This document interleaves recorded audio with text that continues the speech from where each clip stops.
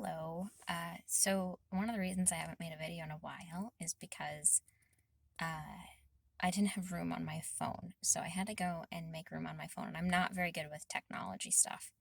So I've been wanting to do an update, and then I want to kind of try to do some more informational type videos about, to help other people who are going through Chiari surgery or various things like this so that I've experienced, so that maybe my tips and tricks might help other people, or the things that me and other people in support groups I'm in have found to help might help others as well. Um, but I couldn't get an update video done with no room on my phone. So I've got that taken care of. I just got done with physical therapy. I have 2 more sessions of physical therapy left that are approved so far by insurance. Insurance approved 12 visits. So I've got next week is my, next week I will have pick up my orthotic and to get it fitted and make sure everything's set and it's not going to cause any problems with my skin or anything like that. And then I will go to lunch and then I maybe try out my leg a little bit, but I don't want to exhaust myself too much. And then, try out my leg as if it's a prosthetic. It's an orthotic, but my leg doesn't work very well without it. So it is kind of like trying out my leg, but try out the orthotic, or maybe even just get used to having it on a little bit. And then I will be back for my physical therapy appointment, and then it's another 2 weeks until I have another physical therapy appointment because that's just where she is scheduling wise. And this is my second physical therapist because my first one had a baby and is on maternity leave. So it's been nice kind of working with different people and like seeing their different perspectives and takes on things. And this second one here has been talking to a person who's specializes in spine and migraine related things. And she wants me to get an appointment with her. And just like a one-off appointment with her so she can assess for different things. And the first thing that she said today when my PT went and talked to her was, like my PT was like, oh, she's having these terrible migraines still. She's got this leg issue. She's got this stuff going on. She had Chiari surgery. And this other PT specialist goes, oh, sounds like she could have tether cord. And I'm like, yes, that's what I think it is. I think it is tethered cord. But it doesn't show up on the MRI. Therefore, it would be occult tethered cord. And most surgeons don't want to go in and operate on things that aren't there on the MRI. Something is going on. And supposedly my neurosurgeon is a specialist in occult tethered cord. There are no others that I know of in the state of Michigan where I live, and I have to stay in state.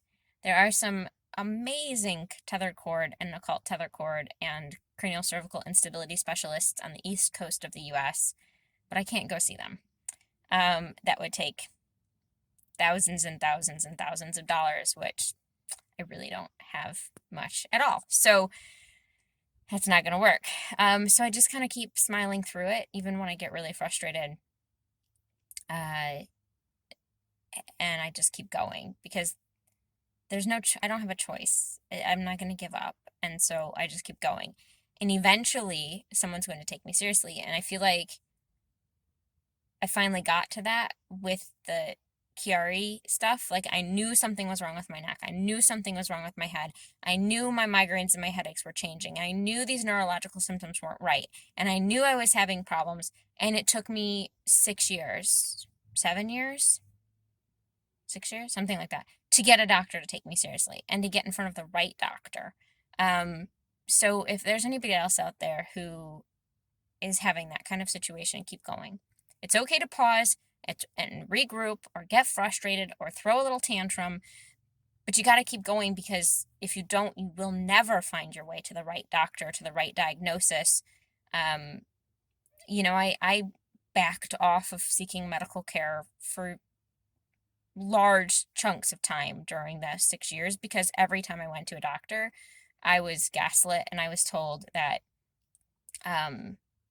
it wasn't real or wanted to just throw some medicine at me without finding the cause of the problems.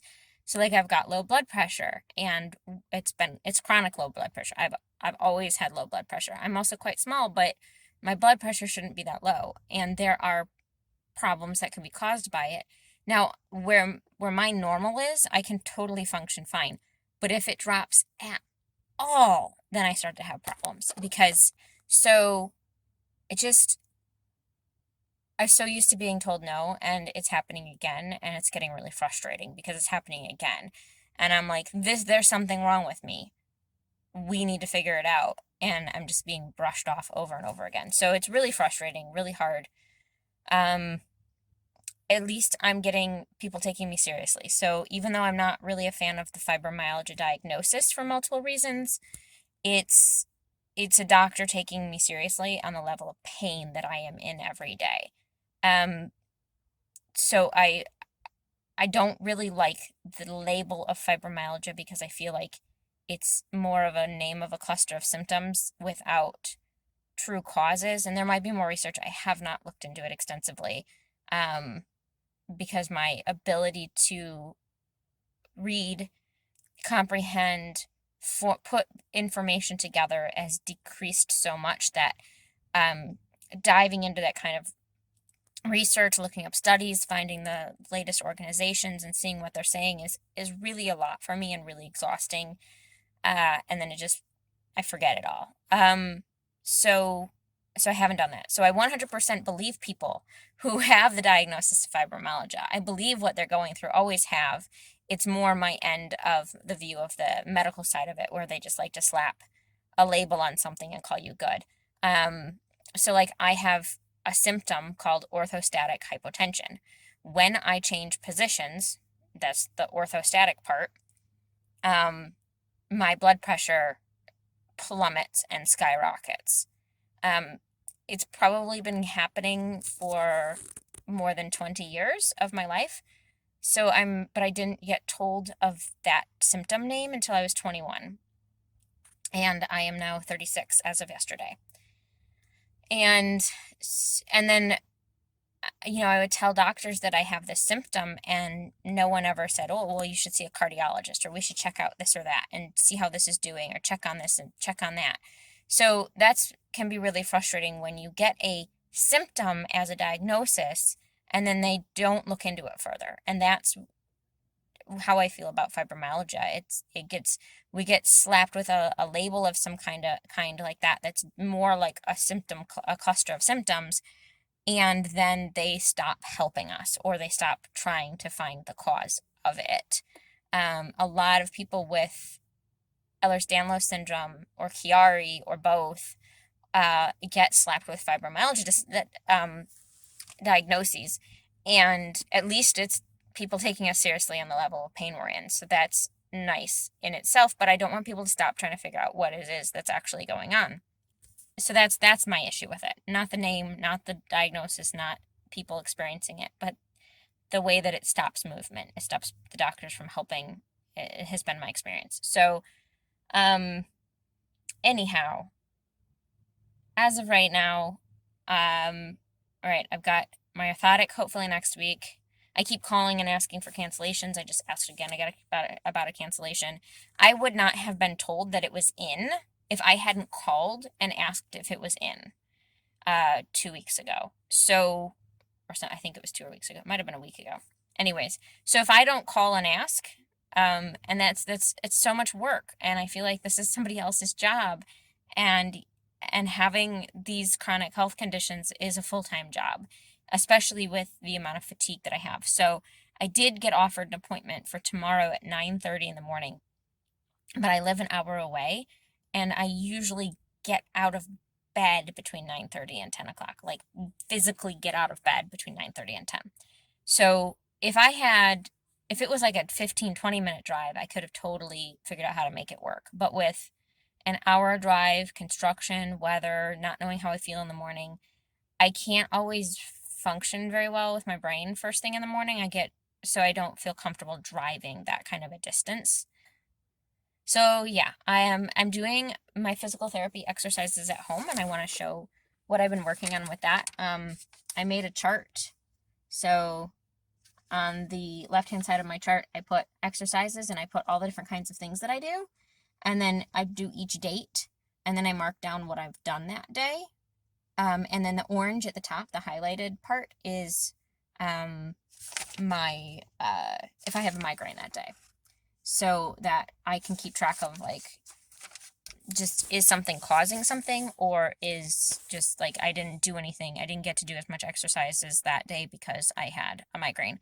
So I've been finding that doing my exercise bike in the evening seems to be best. Get my kiddo to bed and I get it cooler and dark and calm, and I can kind of have those 15 minutes of just 10 to 15 minutes of just riding my bike. I used to bike commute 15 plus miles a day for years, and I loved my evening bike rides home from work. So it kind of feels like that. It kind of feels like I've got a little bit of a bike ride home at the end of the day. Recently, I've been trying to do that, and then if I have the energy afterwards, or I'm not in a severe migraine mode, then I try to do some of my physical therapy exercises. If I try to do them too early in the day, then it completely wipes me out the rest of the day, or I'm not capable of doing the things, like I need to rest. So, like, if I showered, I need to rest afterwards. If I've got to go pick up groceries, I've got to rest after we get the groceries put away. So I have to plan those things accordingly, and I can only do so much because I need to rest. Plus, I'm parenting, the entire time too. So, it's just interesting like that. So, anyways, that's my physical therapy exercise chart. Trying to have more of a visual representation, and then I go, oh right, I should pick something on there to do, or I haven't done those exercises in a while, and I'll try that. So, and this physical therapist is having me try some different things that the other one didn't do. Today we did some very gentle kind of gravity related adjustments, not like chiropractic adjustments, where we positioned my body in different ways and let it go back into the place that it needs to be. So I'm kind of hoping that'll work. If you've made it this far and you've got some sort of suggestions on video topics, like say you've got Chiari or migraines or some such things, and you would like to suggest a video, I'm in some support groups and I can get not only my ideas, but also ask and see ideas from other members in the support groups for suggestions. So things like, I did a video before about what I packed for brain surgery. I would like to do a video on what I did to prepare for brain surgery. I'm coming up on my 1-year anniversary. So that's pretty exciting. I've made it 1 year. I have survived. I've gotten through it. Things aren't great, but I'm going and I don't give up. So thanks for watching. I think people usually say like and subscribe. I think I'm up to something like 33 maybe subscribers. Kind of rocking it here in a year with my channel, year and a half with my channel, something. And if you don't like it, hit that down button, because the thumbs down button, because guess what? That helps the algorithm too. So if you're a negative Nancy out there and you don't like my video, you don't like the sound of my voice, you don't like me, go ahead. Put that thumbs down button. It's going to help me out anyways. Bye.